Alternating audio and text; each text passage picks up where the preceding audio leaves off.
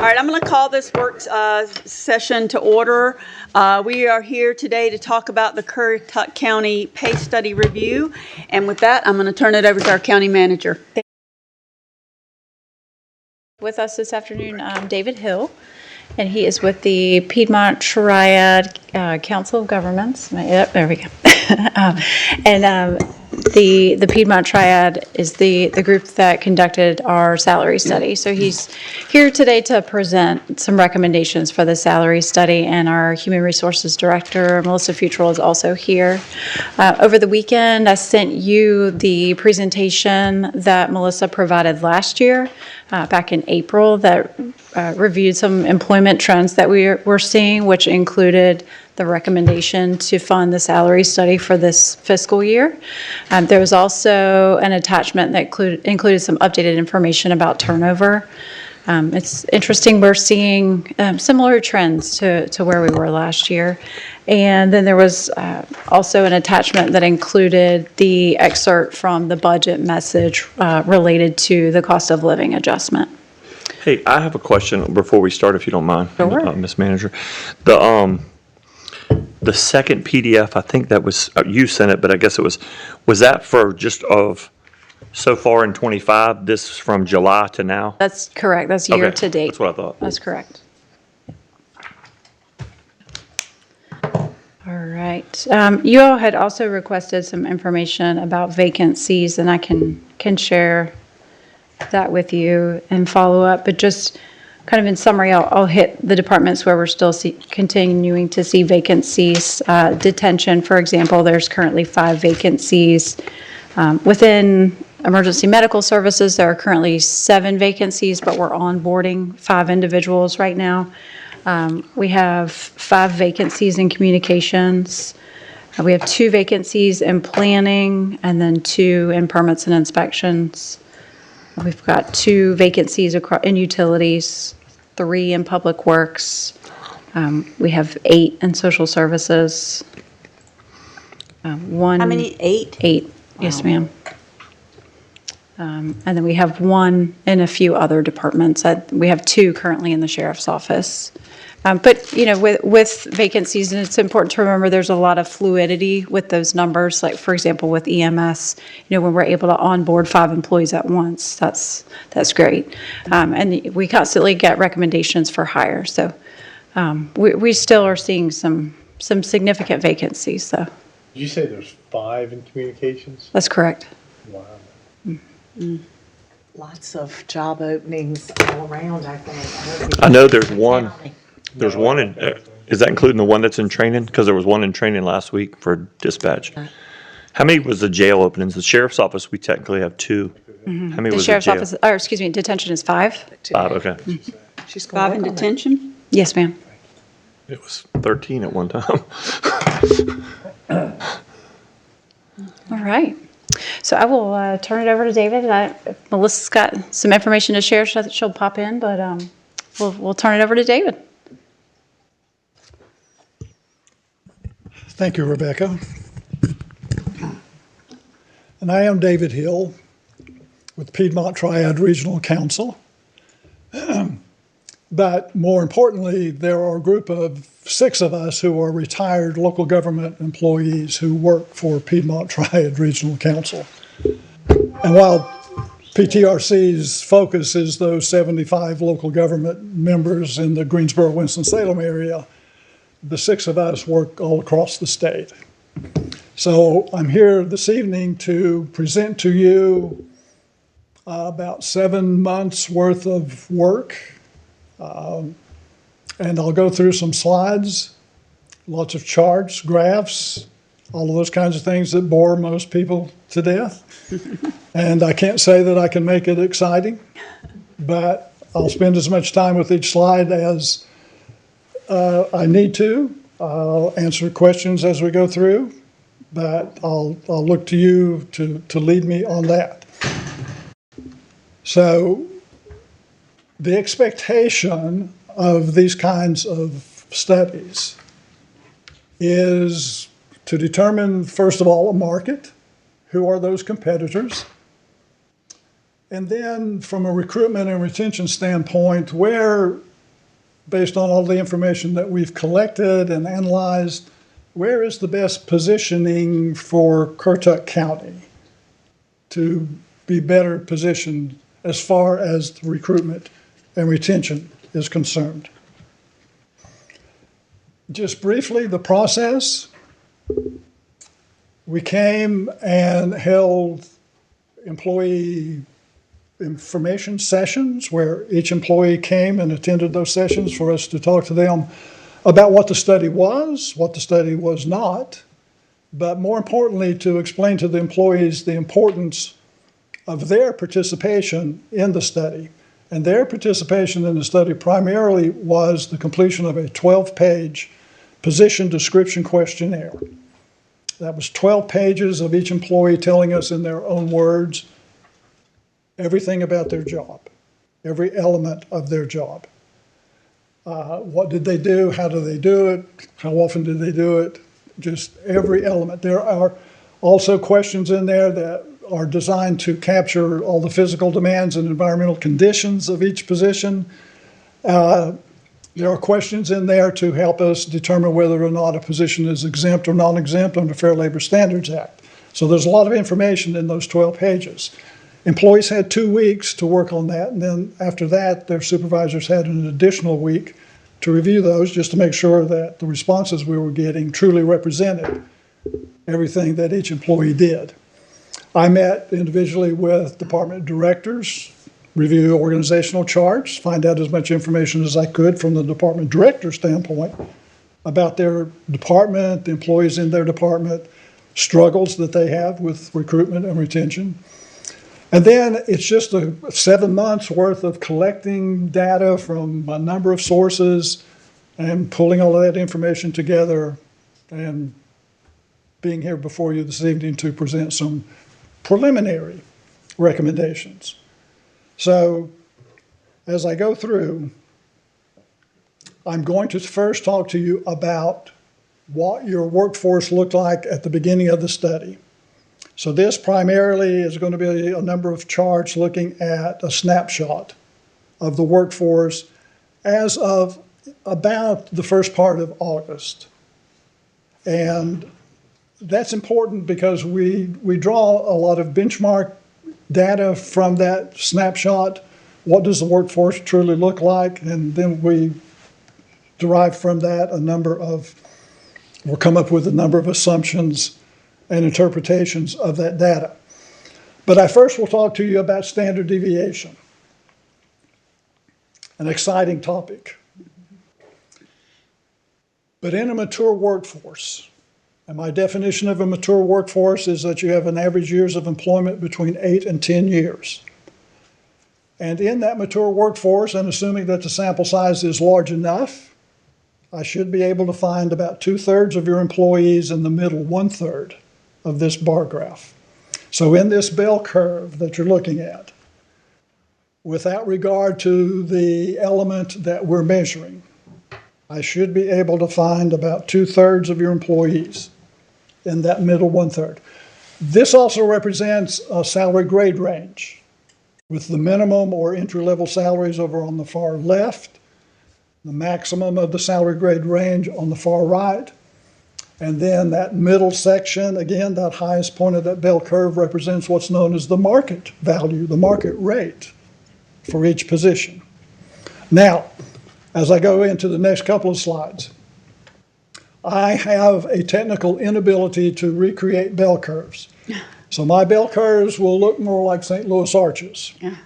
So in my first St. Louis arch, which represents a 20-year career, what you're looking at is a representation of the number of employees, and again, this is a snapshot of about the first part of August. So this bar graph that you're looking at now represents the number of employees who were working for you at that time, who came to work for you in each of these calendar years that are represented on this chart. What this does not represent is the total number of employees who came to work for you in each of those calendar years. So the only thing represented on this first chart are the number of employees who were still working for you who came to work in each of those calendar years. This chart also is a good representation of recruitment and retention. So if you look at those highest bars on the left side, that's a great image of recruitment. If you then look at the bars to the right side of that, then that gets into the issue of retention. And I can tell you from nothing other than historical data that if you follow that first bar on the left, that highest bar, if you followed that over the next 3 to 5 years, it is going to look like the bars to the right. And if the longer we follow that particular bar, it eventually is going to look like some of those shorter bars. And that's just based on historical data of local governments in North Carolina. So my definition again of a mature workforce is an average years of employment between 8 and 10 years. Yours is right at 7.4. But if you look in the bottom left, you can see that you've got over 28% of your employees who've been with you less than 2 years. You've got almost half of your employees who've been with you less than 5 years.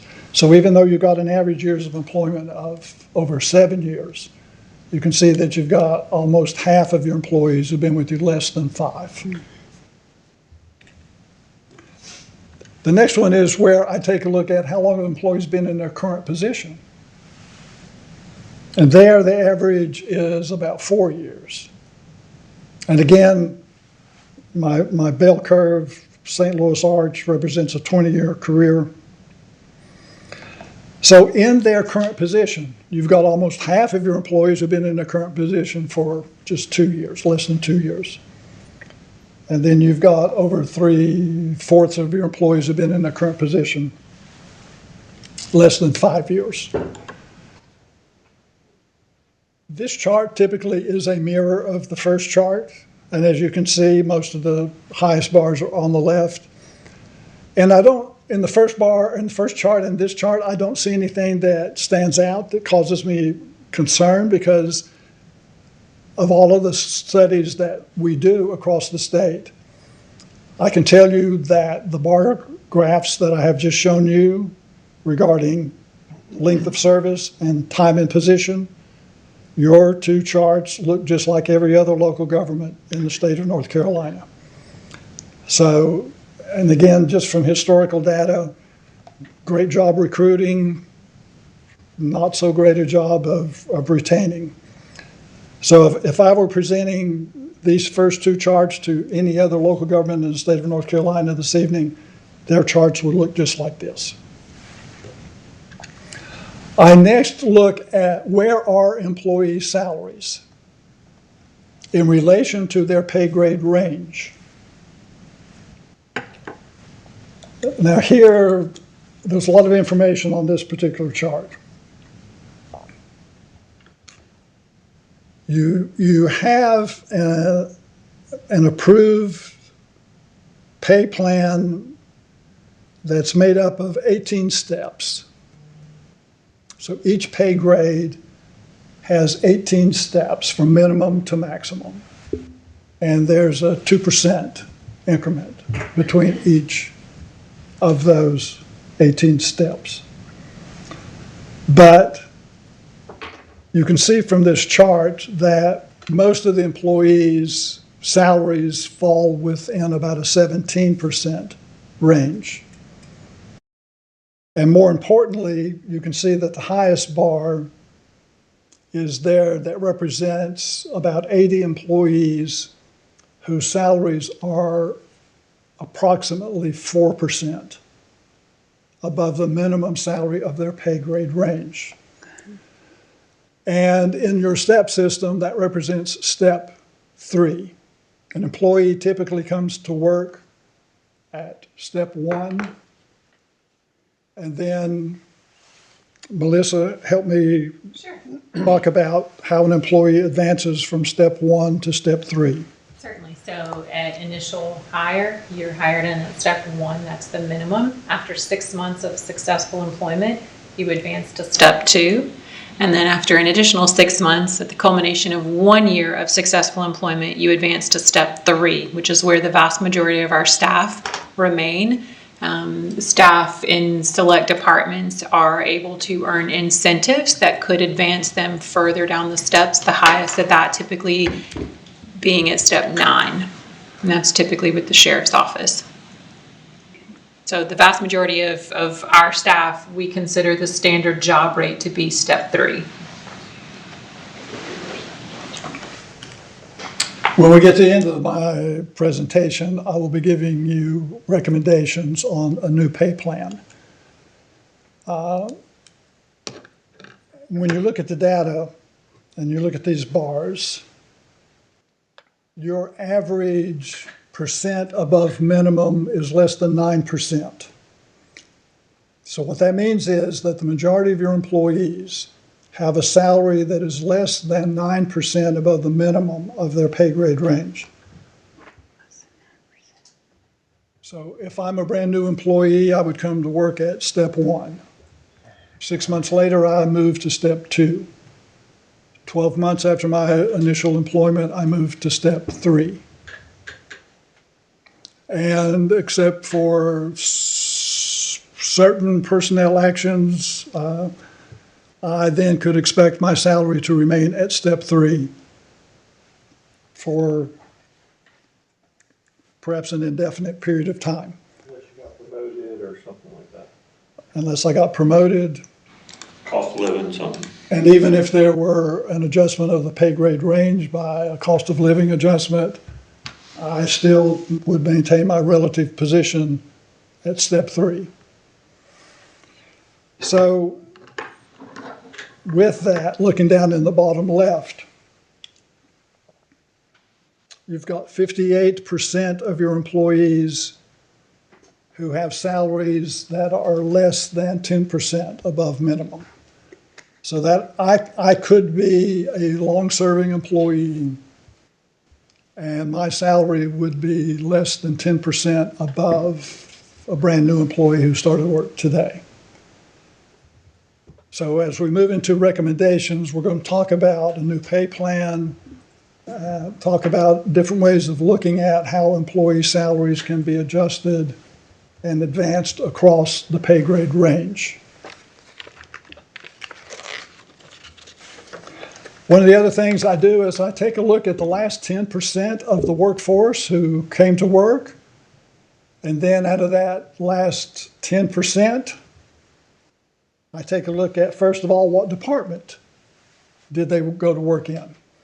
So in this chart, you can see that of the last 45 employees who came to work, now again, this is a snapshot from the 1st of August, that 11 of those 45 came to work in social services. And then the next highest grouping was detention, followed by sheriff. So here again, I'm looking for trends. I'm looking for anything that stands out. I have to be careful when I look at the information on this and the next slide because obviously those departments, typically social services, sheriff, are the two biggest departments in the county, so they obviously have a greater opportunity to hire more people. So when I take a look at this, again, I'm not seeing anything that stands out or is of great concern to me. This is a typical representation of a county government. Then I take a look at that same 45 employees and take a look at what jobs did they actually come to work in. And here you can see that the number one position is detention officer, followed by income maintenance caseworker, and then followed by a deputy sheriff. And again, there's nothing in this slide that causes me any concern or anything that really sticks out that we should pay particular attention to. This is a typical slide that we see, again, because of sheriff and DSS. And What's the difference between the sheriff SR and this, what's that, sheriff TRNE? trainee. Training. Oh, TR, trained, okay, got it, all right. The SR is senior, like that means they've got Yeah, that's- 3 years or more.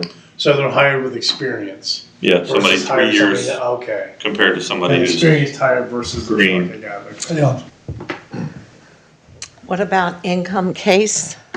Income ma, Income maintenance caseworker. That's Right. DSS. and, okay. And then we have social worker, so they're kind of broken down. It's different They're both jobs. social services. Yeah, they're both in social services. The And then there's EMT, income maintenance caseworker one, so, Also social Yeah. services. EMT is covering your basic, your advanced, and your paramedic, correct? That's just the classification of EMT. That's the basic. Each one of these is an individual, Job type. unique classification. I got you.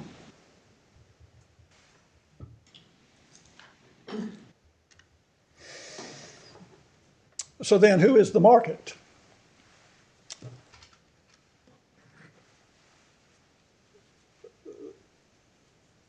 This was one of our initial conversations.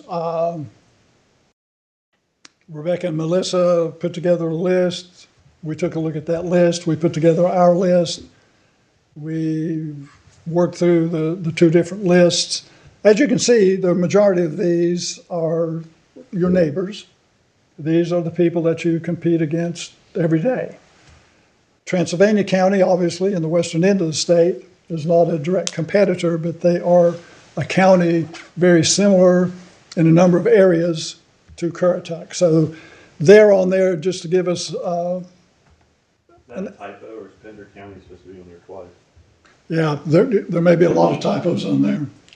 I mean, the only reason why I asked was just like if there was supposed to be like another county instead of Pender County twice. twice. Yeah. Just a typo.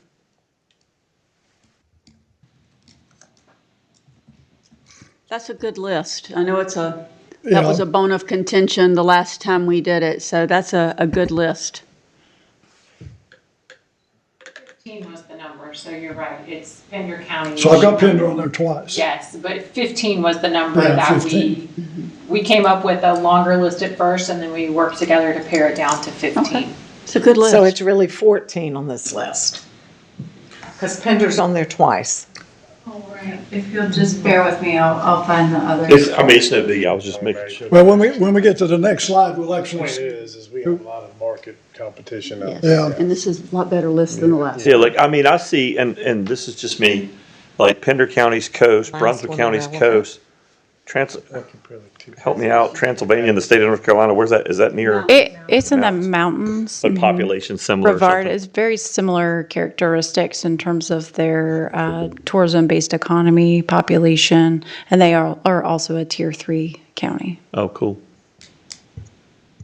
I didn't know where, I knew it was in North Carolina, it was one of the 100, but I didn't know where. Learn something every day. Transylvania County has more waterfalls than any other county in the state.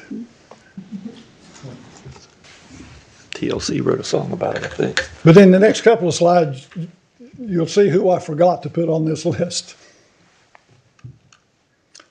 So what you're going to see now are just a couple of representative classifications. And these are individual positions. And I will spend more time on the first one than I will the other ones.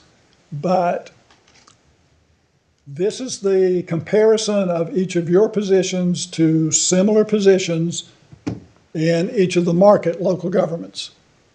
And I will always refer to those as similar positions because there are no two positions in the state that are exactly alike.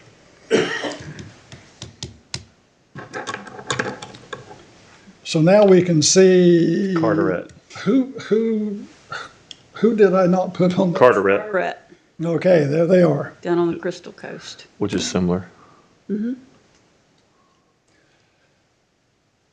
So this particular worksheet, comparison worksheet that you're looking at now is for the position of deputy sheriff. It is for no other position except this particular one. So everything above the blue line is the market.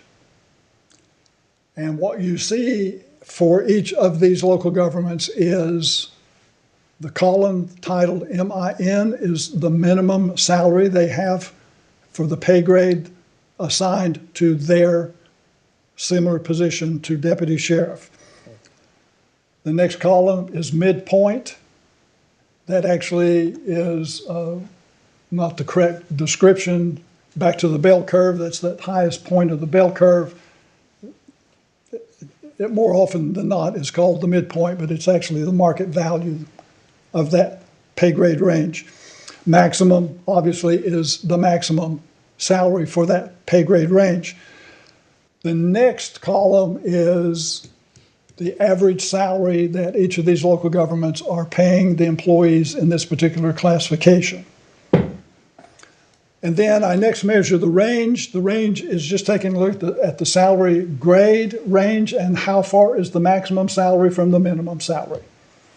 So you can see in Brunswick County, they've got a range of 70%, Camden County, 24%.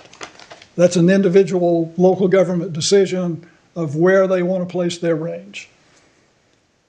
The column titled CR stands for comp ratio.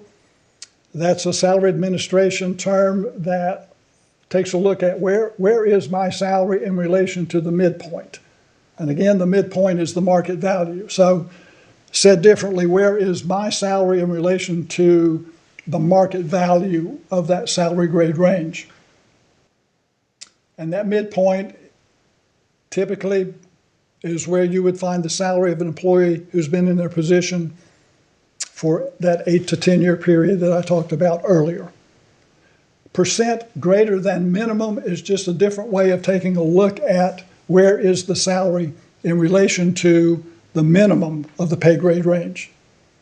So that just gives me two different ways of looking at a salary. The comp ratio, where is my salary in relation to the midpoint? Percent above minimum is where is my salary in relation to the minimum of my pay grade range. I got a quick question. Yes, I know like Kill Level Hills, they have a sheriff's, but they also have a police department. How are the two, do we have an idea how the two salaries compare between their sheriff's pay and their, Yeah, Dare County's the up police there. thousand? you're talking about Kill Devil Hills? Yeah, Yes. Dare County's Like the it's- fourth one. So Dare County is the sheriff's Kill department. Devil Okay, Hills. so, okay, that's the sheriff's. Yeah. Because they had deputy sheriff here, I thought it was just all sheriff departments. So when you say Kill Level Hills, that's not the sheriff's department, that's Police officer. police, okay, I thought everything here was listed as sheriff's, okay. Which, like, we don't have police officers in Currituck County because we don't have No, I municipalities. was just looking at the yellow, it said deputy sheriff, I just figured all those were sheriff's salaries, okay. Those are So like is the maximum, the column that's labeled maximum, is that, you've got Currituck County at $61,297. That's the maximum amount a deputy sheriff can earn in Currituck County? That's the maximum for your current salary grade range. So that wouldn't be if they were like a corporal or if they were a sergeant or a lieutenant. That's just not without that's not rank. That's just, No, this is for this one only. This is for this deputy sheriff. This is not for corporal, this is not for Right, so sergeant. this is just, if someone is just a deputy sheriff, the maximum they can earn is $61,297. Correct. They would have to be promoted to corporal or another title to increase that amount, right? Or you increase the pay grade range through a cost of living adjustment. Okay, but as far as salary maximum, that's not gonna change unless they change jobs, right? They've topped out is what you're saying there. Correct. Okay, But we have people working in the sheriff's department as a deputy that makes more than 61,000? No, no, that's the As a deputy, maximum. they could be a sergeant or something making. making more. That would be like the max for somebody, like if they were topped out far as for all the pay scales, their base salary, correct? I don't follow. I think. So basically what there's, The distinction is that we have multiple positions within the sheriff's office. This is looking specifically at deputy sheriff. So the next position up is, I'd have would to be like a pull up the. corporal or a detective too, There's- or stuff Yes, like there's that. a senior deputy position. Thank you, Melissa. that would be a There's, different chart that's for correct. those. There's corporal position, there's sergeant, there's lieutenant. So there are opportunities for advancements, but those are different positions. So like the senior deputy compared to like a regular, if I'm a deputy and 2 years in, the senior deputy is 4% higher than a guy with 2 years in. I believe is how I'm looking at the current pay study, senior deputy compared to just a regular certified. But this is No, it's just a 1%, regular it's deputy, 2% higher. right? It's a yeah, that's a regular deputy. So if somebody's been here 3 years and they're just still a regular deputy, the senior deputy is one pay grade, it's 2% more.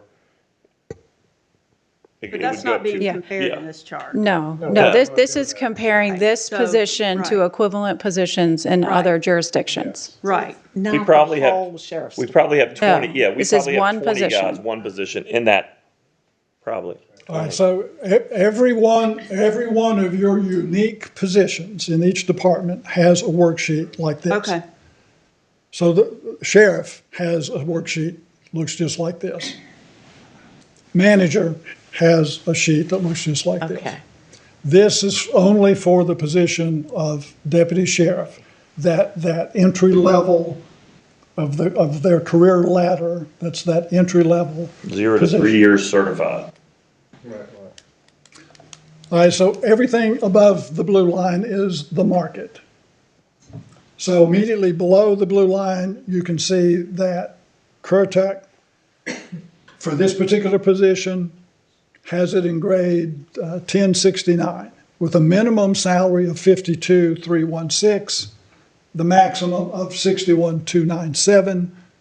And you can see immediately to the right of the 61,297 that the average salary for a deputy sheriff is 52,300.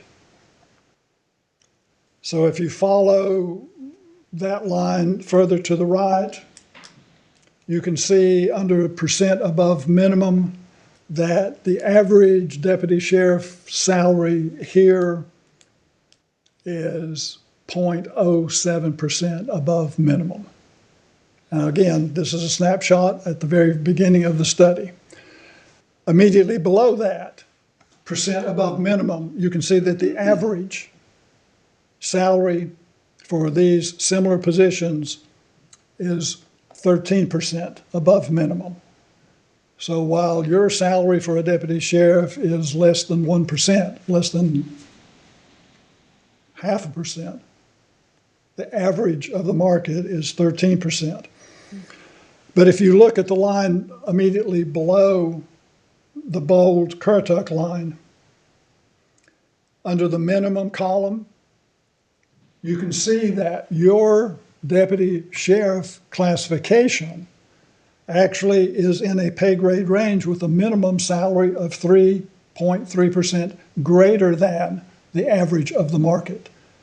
So that's good news. You've got this particular position is $2,000, almost $2,000 greater than the average of the market.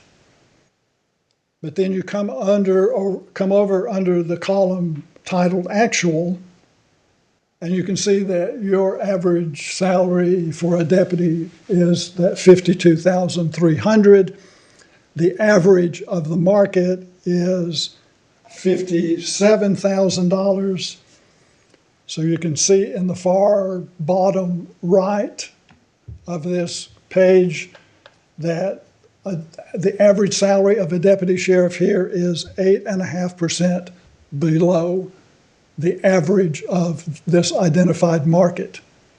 The pay grade range actually is in a good position. You're 3.3% greater than the average of the market. But over on the actual salary side, you're 8.5% below the average of the salary. Now, in the Chesapeake, Norfolk, Virginia Beach, the actual in those 3 blocks, is that still? Virginia has strange rules about public information. They will share with us the pay grade ranges, which you see here. They will not share individual employee salaries. So that's why you don't see salaries showing up for those 3 Virginia local governments. Now, were they compared as just police officer and sheriff, or just police officer? Police No, officer. this is Right. comparing to that similar position in a local government, whether Okay. it's a deputy sheriff or a police officer. All right. I think they pay the same. So then when I take a look at all of this information, I'm taking a look at two things. I'm taking a look at the position, and then I'm taking a look at individual salaries. When I take a look at the position, without regard to individual employees, then again, your current grade range is 3.3% above the average of the market. If you look at the grayscale 3% column, the information above the blue line is current local government information.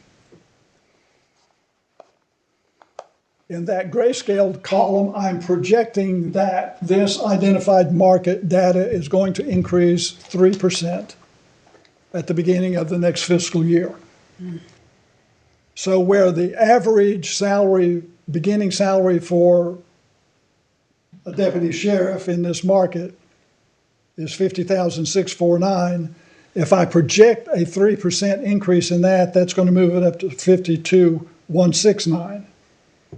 Now again, your current salary minimum is $52,300, so even looking at a 3% adjustment to the market data, you're still going to be in a good position.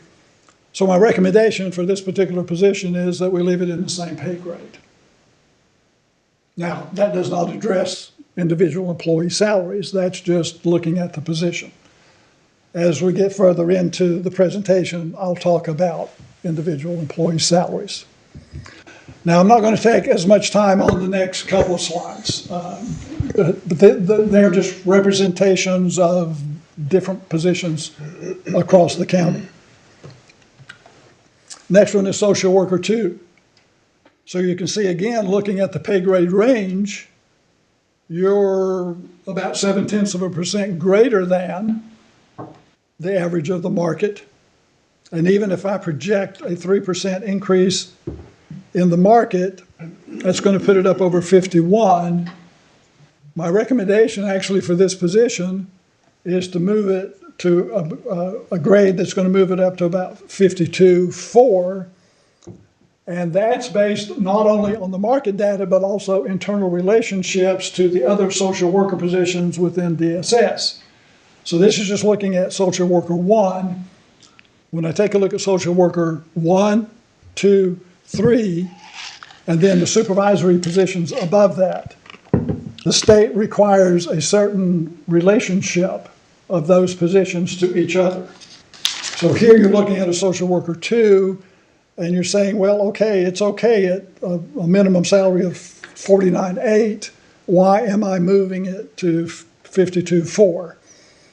That's a combination of the market data plus the relationship that the social worker 2 has to the social worker 1, the social worker 3, and the supervisory classifications above that. Now, when you look at actual salary, again, you can see that the actual position is pretty well competitive to the market.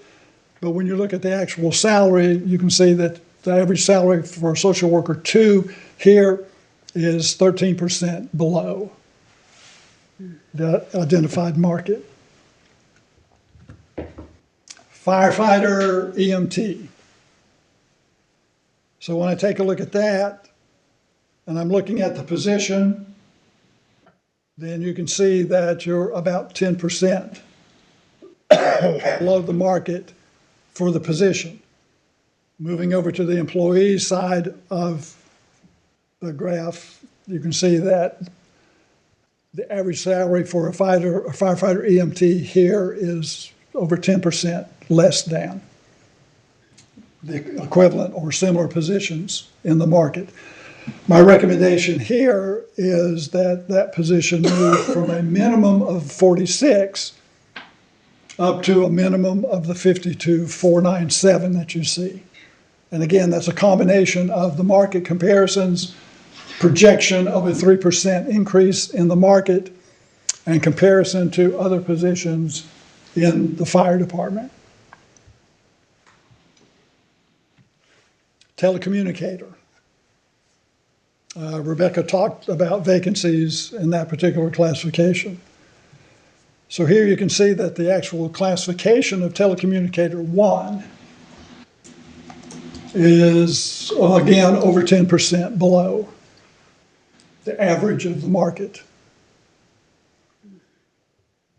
Salary is not as far off as some of the others that we've looked at so far, but the salary is about 3% below.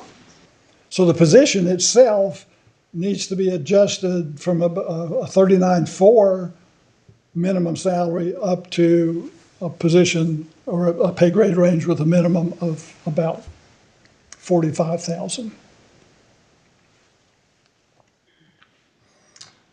So those were just representations of some random positions. Each one of your positions has a worksheet similar to the ones that we just looked at. And every position. As I said, the sheriff, manager, HR director, firefighter, EMT, every position has a comparison to those similar positions in those other local governments. And it was from those comparisons, based on internal relationships, based on that component of a 3% adjustment to the market, is where I came up with my recommendations on what pay grade each position should be assigned to. Now, your current pay grades. You've got a pay grade range or a pay plan that every employee other than sworn law enforcement officers is administered under. And then you have a separate pay plan where law enforcement officers are administered. We'll take a look at both of those. This is the pay grade or pay plan where everybody except sworn officers are administered. So in your current pay plan, you have 66 grades. And for the most part, that range that employees have salaries administered is about 17%. And there's that 2% differential from one grade to the next, except in certain sections, and you can see down at the bottom of this one that the differential becomes 2.5%. And actually, grade 70 is only 0.11% greater than grade 69. Would that pay, just out of curiosity, would that max pay include longevity, or is that just the base salary? This is just the salary range, Just the base salary? base salaries. Okay, thank you. Yes. When you say 66 grades, right? I came from civil service where there's, there's essentially 12 or 13, I guess. And then it goes into SS's so is this 66 individual like salary ranges? Yes. Okay. And you actually have much more than that. Can I ask why? Well, Why we have that many? For like years, like if you've been here, you're like, there's different steps and there's. Okay, so it's like GS 12 step 3. Yeah. Okay. Okay. So this does not include the supplement or the county's contribution to the employee's 401k. It's just the base salary. Yeah, this is just looking at positions. Okay. Individual employee salaries are not part of the discussion at this point. So this is just taking a look at individual positions. Deputy sheriff. Okay. And determining in the market where is that pay grade range that position should be. So in your general pay plan, my recommendation actually is a much greater reduction of the number of pay grades that you have. So when you went back and took a look at those ranges from each of those worksheets, you can see here for telecommunicator, the average range is 54%. If you looked at firefighter, 49.6%. Social worker, 51.37%. So all of them are in that neighborhood of 50%. So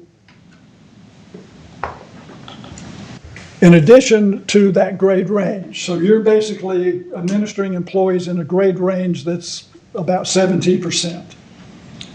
The average grade range of the market is 50%. Your differential from one grade to the next is 2%. The average differential in the market is 5.4%. So you've got a couple of things that are working against you here.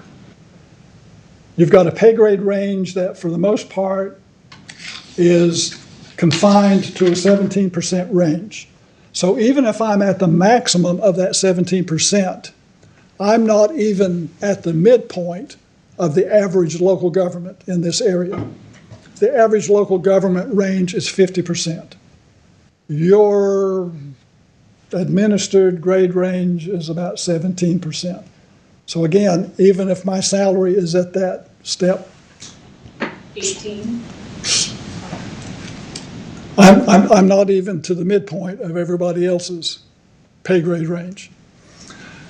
In addition, your differential from one grade to the next is 2%.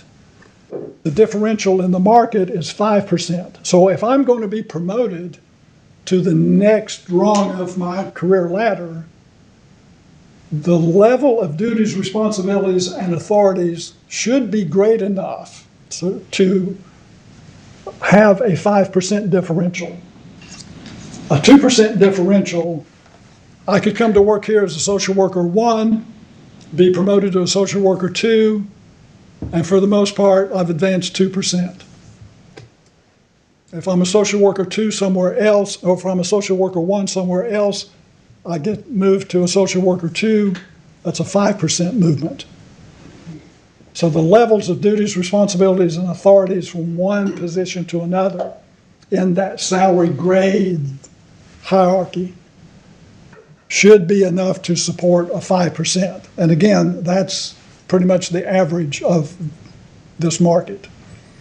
A range of 50%, a differential of 5.4. When we get to my recommended pay plan, I'm going to recommend a 50% range and a 5% differential. I have a question. When we're looking at these comparisons to the markets, I know there's most of our positions here cross over to other counties, like social workers. There's not a whole lot of opportunities outside local government, but we have the other, like in public works or something like that, where there's another market segment. It's the outside market, the private sector. Do we have a comparison, like electrician? I know you can compare it to other electricians of the counties, but how does that compare now to do we have comparisons? Have you looked at that to where, we have looked at that, okay. I did not include that. Okay. I only included, Because that would be another market out there that we're competing in. yes, Yeah. and for positions like electrician and some of those kinds of positions, if I included the private sector data, It'd be the difference would be yeah, way too big, you're right. much greater.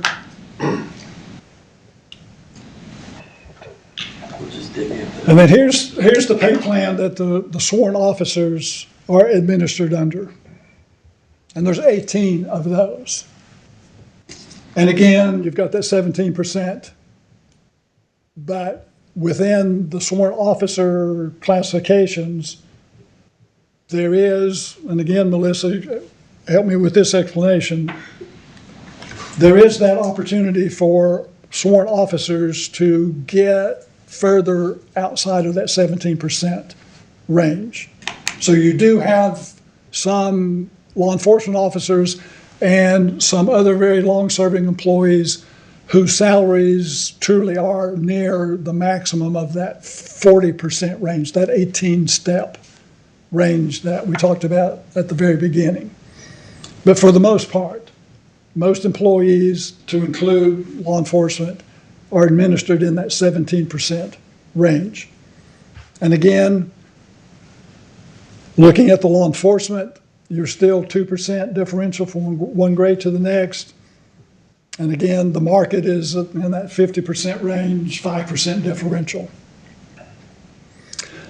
So where you now have two different pay plans, and if you compare the plan for law enforcement officers to all other employees, there's not a significant difference. They're all the same ranges, they're all the same differentials. The salary numbers are not that significantly different.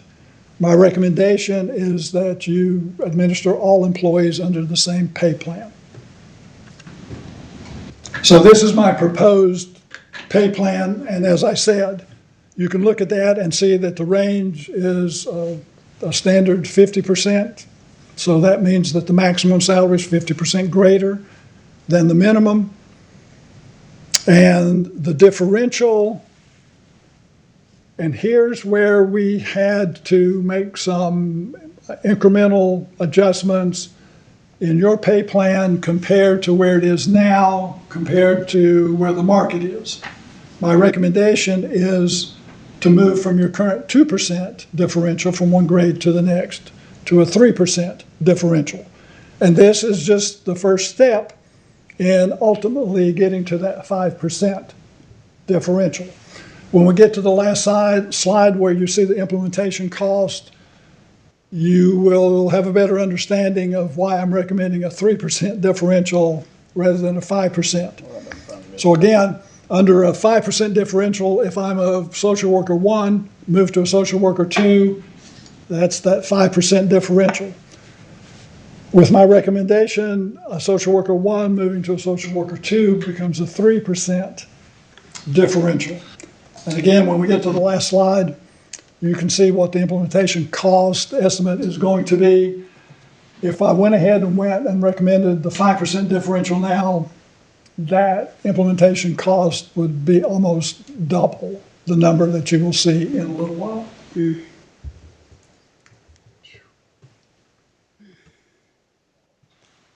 So the recommendations is consideration to adopt that recommended pay plan.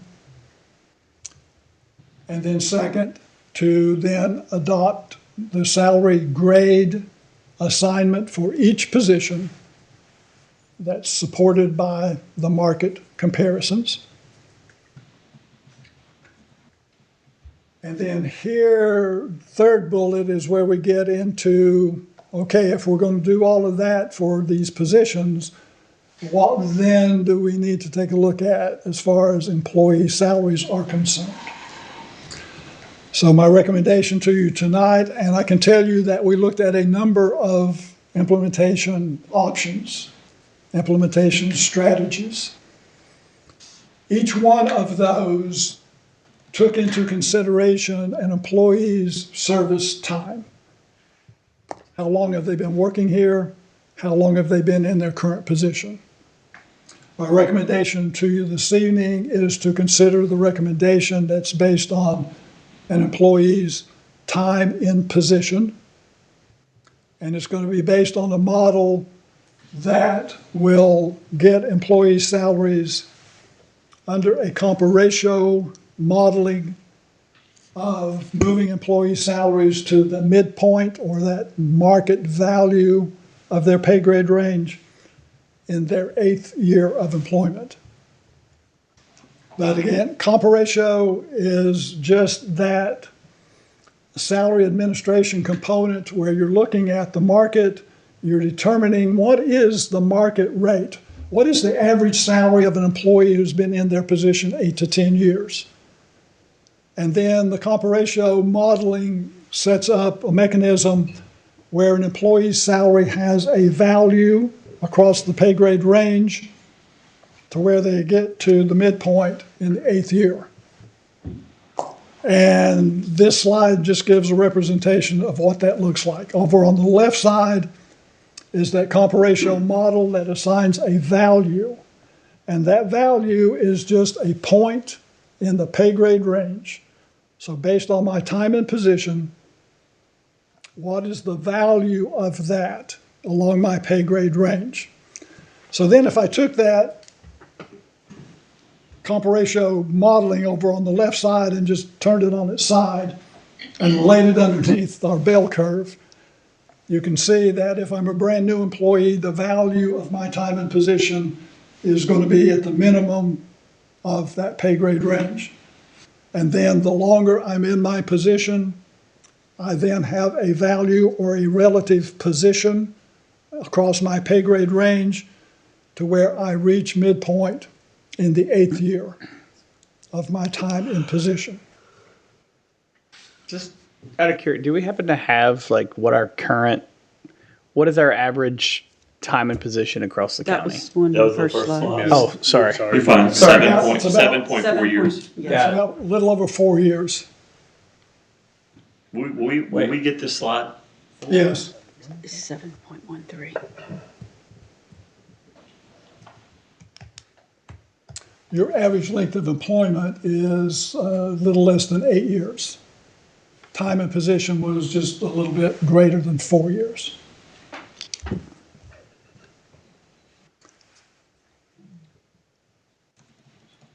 So now,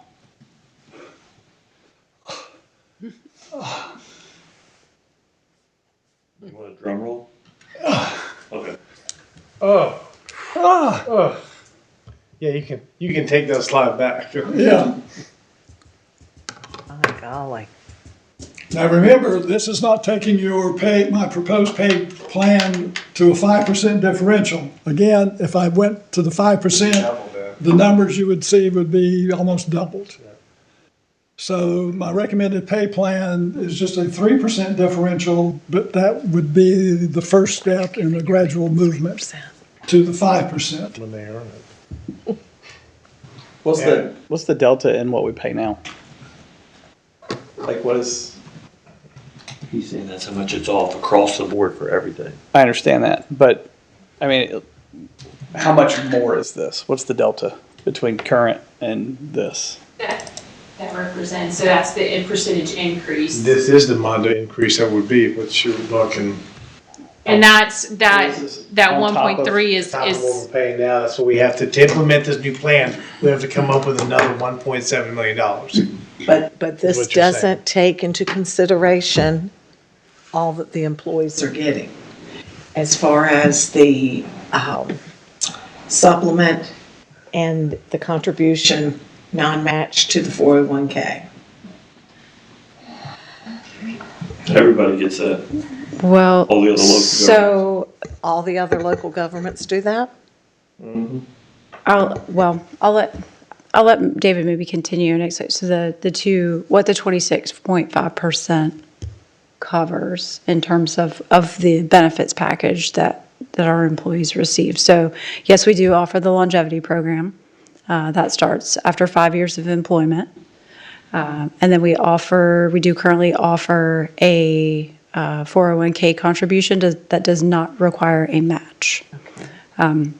So we are, as part of this, going to recommend some additional things. A cap to the 401k at 5% is going to be our recommendation. Right now, we're at 6.39%. It is 6.3, I thought it was 5. No. But we've gone through and evaluated what our surrounding counties are utilizing, and 5% is kind of the industry standard right now. So we feel that is a good number. We're also looking at, and I might be getting ahead here, but one of the things that we really struggled with was how to bring our existing employees from the current pay plan to the recommended pay plan without compromising longevity, and how we were going to kind of roll longevity and incentives into the new pay plan. So longevity would not be separate, it would be rolled into a salary moving forward based on time and position. That's correct. It would change, so we would still have longevity as a concept, it would change the application. Right. Yep. So it would be rolled into the salary. Yes, it would become part of the bell curve, if you will, part of the range for the Right salary. now, it's a percentage. That's correct. Okay. On top of base, that's correct. that is something that used to be that way with the schools, and it was really going to break them.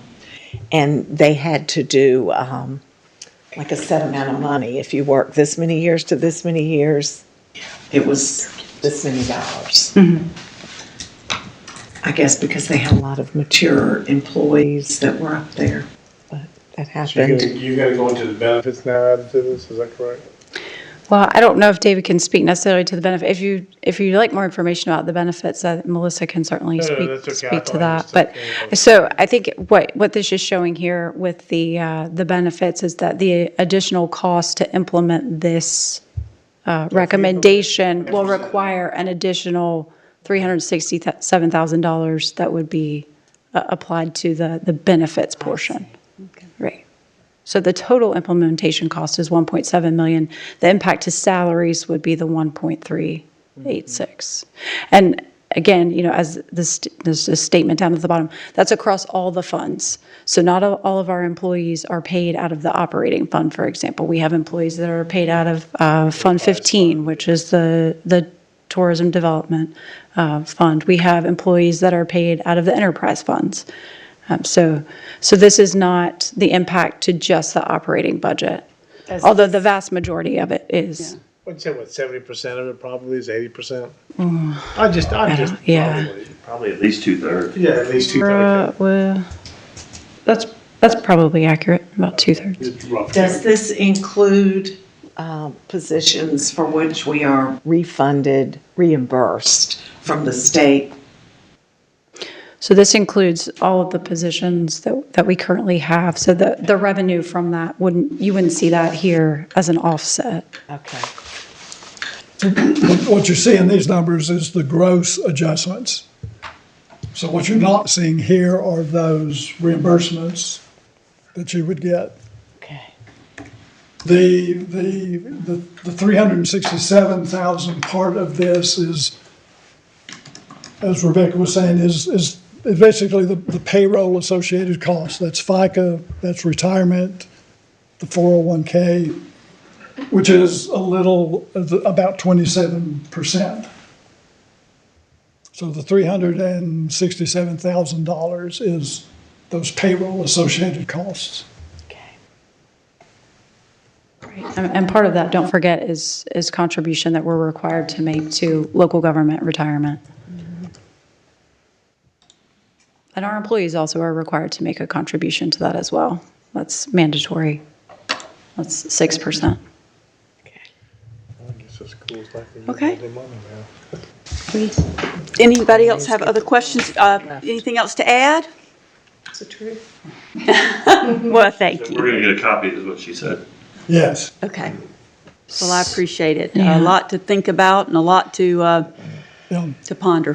Thank And you. I will add too, it's, Melissa I'll give Melissa a lot of credit here. She spent a lot of time combing through, and she's had to look at individual salaries as we've been trying to figure out which option we'll be able to implement. So I just wanted to publicly thank her for all her hard work on this.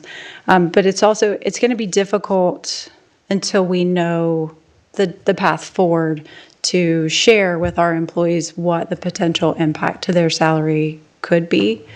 Because remember, not only are we going out, but we're also going up. Mm-hmm. And when we're looking at moving from the current pay plan to the new pay plan, it's a much more personalized approach to salaries.